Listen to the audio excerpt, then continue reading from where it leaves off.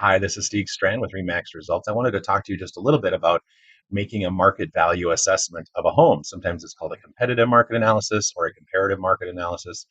Homeowners can need them for different reasons. One would be preparing to sell at some point in the future. I've done them as early as 3, 4, 5 years in advance of someone, actually getting on the market or wanting to get on the market. But basically, it boils down to just a few different things. The first one I look at is the automated valuation method, which is the hybrid of county tax information and MLS sales information, and it's going to be looking at the sales data. It's, by the way, it's very similar to a Zestimate on Zillow, but much, much better and more accurate in many ways. It's not always accurate, but I have to say it's pretty close to accurate most of the time. At least it gives you a range anyway of value. The number two thing that I do, and it's probably the most important, is I look at what is most recently sold in the immediate area that is most similar to that home. So, for instance, is it a split entry? Is it a split level? Is it a multiple split? Is it a front back split?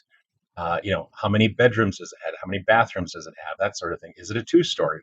And what type of two-story is it?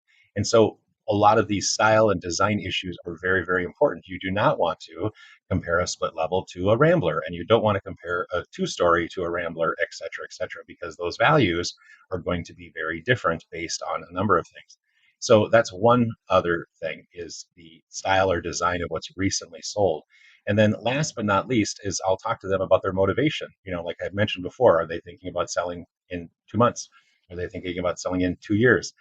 What is their motivation? So obviously, if they are in a hurry to sell for any particular reason, that would potentially hurt their market value because they really want to sell really fast if the home isn't fully ready to go on the market.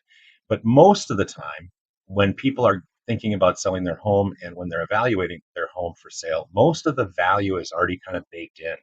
Most of the value is already established by these things that I just talked about before you even get to a motivation or how recently did I replace the carpet or things of that nature. Not to say that prepping doesn't matter because it does, but the baseline value of most homes is already baked in to the neighborhood and the homes. That is assuming, of course, that it's not, you know, a real dump on the inside or falling apart on the outside, or as we like to call that very politely, deferred maintenance. Please like or subscribe. I would appreciate it.